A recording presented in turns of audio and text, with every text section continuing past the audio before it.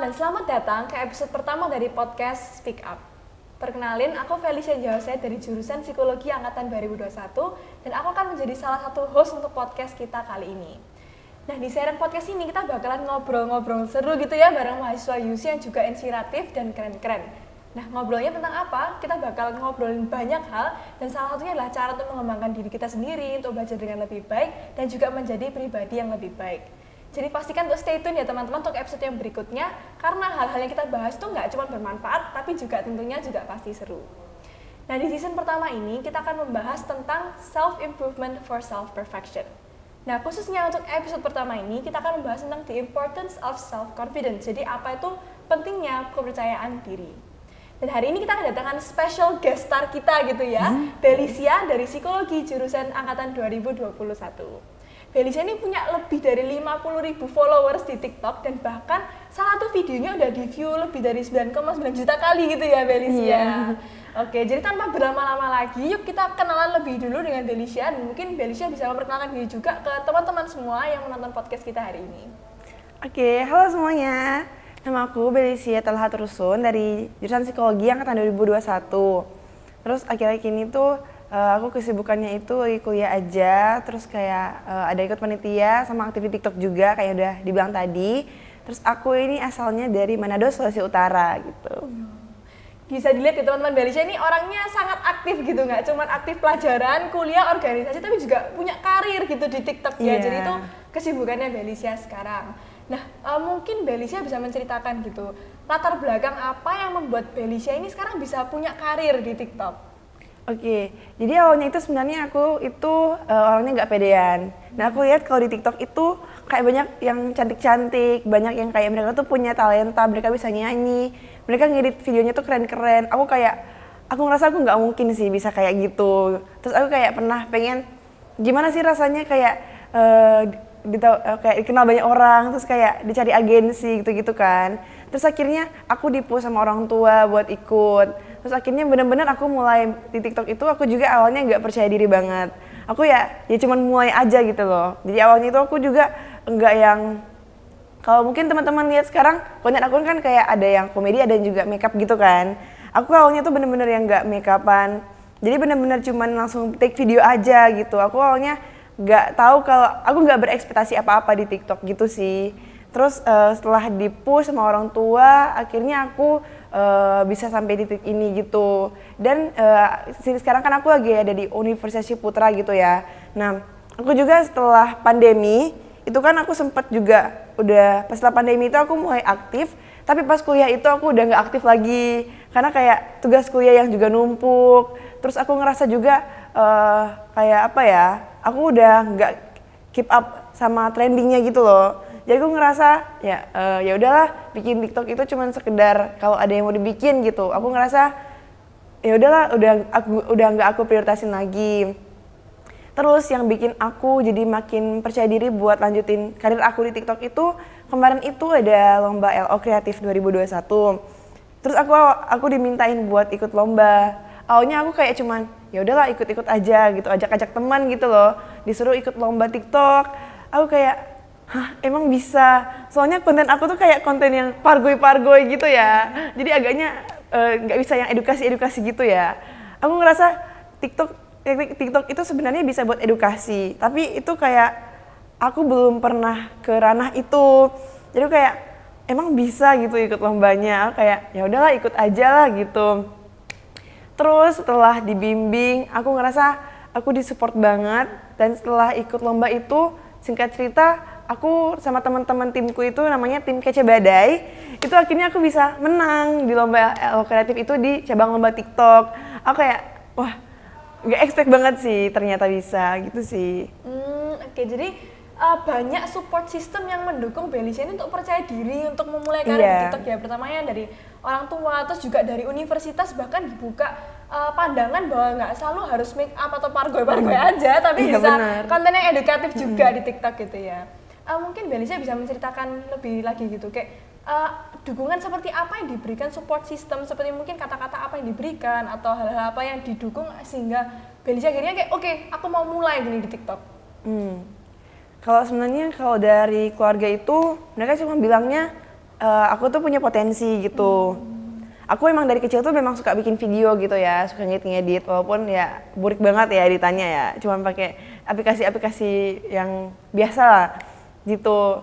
Terus dibilangnya punya potensi gitu, sebenarnya nggak ada kata-kata spesifik, tapi lebih ke arah ya bener-bener di-push, kayak tiap hari tuh diingetin bikin video, ayo bikin video, terus sampai orang tua juga kayak, terutama mamaku itu minta aku kayak bikin video bareng sama mamaku gitu. Itu kayak bener-bener yang wah, aku terharu banget sih, kok bisa sampai di-push gitu, sampai ternyata aku melihat hasilnya sekarang. Nah, terus dari teman-temanku juga, mereka itu ngedukung banget juga, kayak misalnya mereka juga bantu bikin video bareng, terus mereka juga kadang kasih masukan gitu. Nah, terus yang paling aku ngerasa, aku amazed banget itu yang pas aku udah mulai down, terus dari dosenku, itu yang nge-push aku buat ikut di lomba itu, yang bikin aku kayak, oke, aku mau balik lagi nih di TikTok. Itu dosennya itu sebenarnya nggak ada kata-kata spesifik juga ya kayak apa. Tapi pas ikut lomba itu kita tuh nggak ditinggal. Jadi kayak bener-bener langsung. Jadi dosennya itu, aku tahu dosen itu bener-bener sibuk. Tapi dosennya itu menyempatkan waktu itu kita kayak bahas malam-malam, buat bahas skripnya, bahas temanya. Aku kayak, wow, kayak dosenku tuh sampai bener-bener spend time banget ya buat kita, buat. Padahal aku pikir kayak, apa sih lomba TikTok gitu loh. Kayak orang-orang pasti pikirnya TikTok ya joget-joget gitu kan. Aku nggak ada ekspektasi apa-apa. Tapi dosenku tuh benar-benar yang kayak punya ekspektasi dan benar-benar kayak punya kepercayaan lah buat kita gitu. Percaya kita bahwa kita itu bisa benar-benar menang gitu. Terus dosenku tuh benar-benar yang mendukung dan membimbing gimana. Dan itu juga nggak cuma dari dosen sih, pas kita udah bikin skrip dari dosen, kita juga kan kayak ACC gitu ke BMA gitu, terus dari BMA juga kayak kasih komentar, masukan. Aku kayak, wah ini kok niat banget ya, aku kayak mikirnya, ini kok cuma lomba TikTok loh, cuma lomba TikTok apa sih, tapi kayak sampai bener-bener ada, ibaratnya ada tahap seleksi gitu lah, jadi kayak abis ini skripnya udah oke, terus dimajuin lagi ke BMA gitu, kayak bener-bener di komen, terus dikasih semangat. Terus waktu itu aku inget banget, aku ikut masuk di Zoom, terus dari BMA itu kayak ada 3 berjejer, terus kayak kasih semangat gitu, kayak oke, aku mau serius gitu, mau bikin videonya gitu sih. Jadi kayak sebenarnya nggak ada kata-kata spesifik, tapi actionnya mereka tuh bener-bener yang menunjukkan kalau mereka tuh mendukung dan suportif banget gitu. Jadi bisa dibilang kalau adanya emotional support, terus juga support system ini penting untuk meningkatkan self confidence gitu ya. Jadi kita harus mencari komunitas di mana kita ini bisa mendapatkan dukungan seperti yang Belisha dapatkan dari gak cuma keluarga tapi juga teman-teman dan juga perkuliahan seperti itu. Dan tadi kan Belisha udah cerita gitu ya, apa yang membuat Belisha ini akhirnya ingin mulai posting di TikTok, ada dukungan dari orang tua dan memang Belisha ini kepingin gitu. Nah sebenarnya hal ini juga dialamin banyak anak remaja gitu ya, banyak anak remaja itu yang sekarang ingin untuk posting di TikTok, mungkin bikin video dancing atau bikin video makeup dan lain sebagainya. Cuman banyak yang merasa insecure, takut dihakimi, takut dilihat, oh aku nggak sebagus itu loh sebenarnya. Nah kayak gitu. Apakah Belisha pernah merasakan hal seperti ini juga, seperti yang dirasakan banyak remaja sekarang? Oke, nah jadi aku tuh awalnya benar-benar insecure banget karena mungkin teman-teman juga yang di rumah nih kayak pasti kalian juga merasa kalian pasti lihat di FYP gitu kan. Nah teman-teman kalau lihat yang di FYP itu pasti yang udah artis atau enggak udah terkenal atau enggak emang udah dipoles lah. Jadi benar-benar nggak bisa bikin FYP itu jadi patokan. Nah kebanyakan anak muda itu lihatnya FYP itu jadi patokan. Jadi kayak, wah dance-nya udah kayak gini, wih makeupnya udah kayak gini. Jadi insecure, akhirnya nggak mau mulai. Tapi sebenarnya kalau teman-teman lihat small content creator yang lain itu juga sebenarnya mulai sama-sama kayak kita juga, kayak maksudnya mulai dari yang mungkin eyelinernya agak mencong-mencong dikit gitu ya.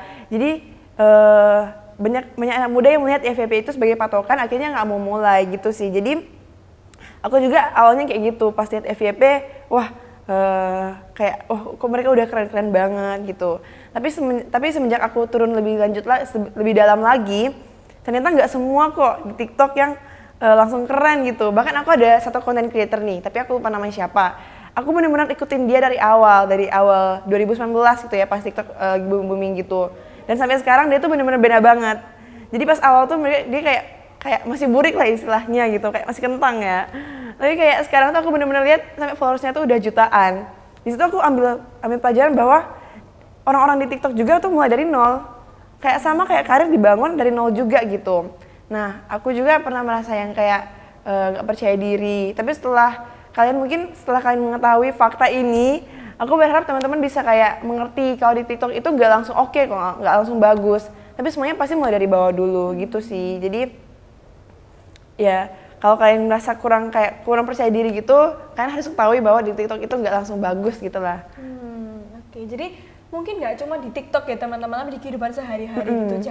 Kita jangan langsung bandingkan diri kita dengan hasil akhir yang sudah sangat profesional, yang sudah sangat sempurna, karena itu justru tidak akan membantu self confidence. Tapi kita juga harus melihat, Berisha katakan tadi, kalau semua orang tuh punya starting point gitu ya. Semua orang tuh punya langkah pertama, yang penting kita berani untuk mengambil langkah pertama itu. Nah, Berisha, apa titik perubahan di mana Berisha ini akhirnya berani untuk mengambil langkah pertama itu, walaupun Berisha ini pertama udah melihat gitu di FYP ini banyak yang keren-keren, banyak yang udah profesional, tapi apa yang akhirnya Berisha lakukan untuk mengambil langkah paling pertama kayak gitu? Oke, nah aku tuh dari kecil tuh kayak sering dibilang, kamu tuh pinter ya, kamu tuh cantik ya. Tapi aku tetap deep inside tuh aku tetap merasa insecure.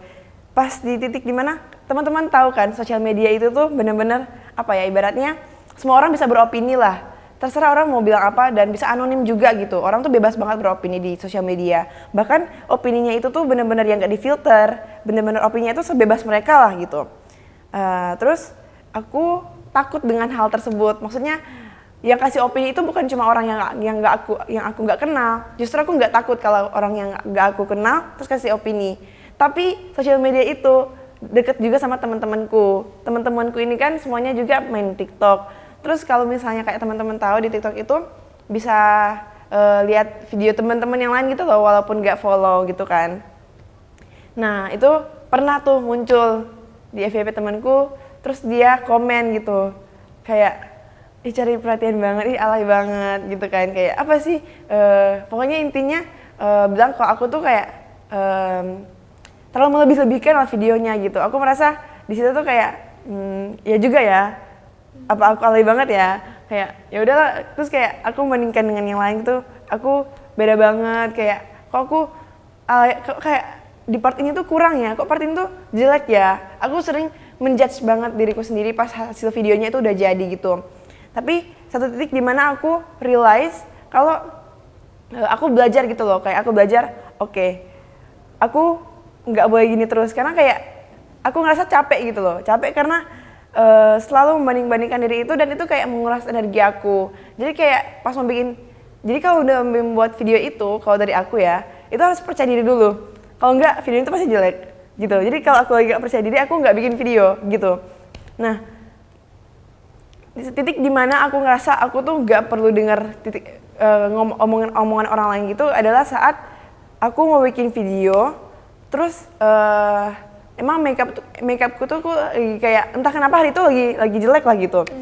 Terus hari itu aku ngerasa kayak, terus kayak teman-temanku kayak di grup WA gitu kan banyak ya, mereka kayak share videoku di grup WA, terus kayak dikomenin langsung rame-rame gitu, kayak ada yang bilang bagus, tapi bagusnya tuh kayak sarkas gitu loh. Jadi kayak ya ampun ini gitu. Jadi kayak aku merasa tertekan juga ya dari teman-temanku beberapa gitu. Nah di situ aku belajar kalau sebenarnya kalau percaya diri itu bukan dari namanya percaya diri ya. Percaya diri itu berarti bukan percaya orang lain, tapi percaya diri sendiri. Intinya gitu. Kayak dari situ aku belajar kalau kalian mau percaya diri itu bukan berarti kan percaya orang lain, percaya omongan orang lain, percaya pendapat orang lain. Tapi namanya percaya diri. Berarti kalian percaya sama diri kalian sendiri gitu. Percayai apa yang mau kalian percayai gitu. Nah di situ aku percaya, oke, ini bukan memuji diri sendiri ya, tapi kalian juga harus merasa kalian tuh oke, aku cantik, aku ganteng, aku pintar, aku bisa edit video, aku bisa FYP gitu. Kan harus percaya itu. Dari situ aku belajar gitu sih. Ketika aku kayak di komen-komen sama orang lain. Jadi menarik, tadi Berisha ini bilang percaya diri tuh percaya ke diri sendiri dan bukan orang lain gitu. Dalam artian kita harus punya, we have to have faith in ourselves kayak gitu ya Berisha. Kita harus yakin sama diri kita sendiri juga, dan untuk bisa mengejar hal-hal yang kita mau, impian kita seperti itu. Nah tadi kan Berisha udah membahas banyak tentang percaya diri, bagaimana Berisha mendapatkan percaya diri, dan juga bagaimana itu menguntungkan untuk Berisha gitu ya. Nah sekarang sebagai pertanyaan terakhir untuk podcast kita ini yang paling penting gitu, apakah Berisha bisa memberikan langkah-langkah konkret bagi teman-teman semua untuk meningkatkan self confidence? Oke, nah ini aku terapin juga ya Kak, ke diri aku sendiri ya. Jadi yang pertama itu kalian pertama harus tahu semua orang itu beda. Nah, terus kalian tuh harus tahu kalian tuh bedanya apa gitu. Nah, kalau misalnya kalian kayak oke semua orang beda, oke aku paham. Nah, kalian juga harus tahu kalian tuh beda. Misalnya kalian pendiam, it's okay, kayak nggak apa-apa kalian pendiam gitu. Nggak semua orang harus ngomong kan. Kalau kalian cerewet, ya nggak apa-apa. Semua orang tuh beda. Kalian beda nggak apa-apa. Oke aku cerewet nggak apa-apa, aku cerewet beda.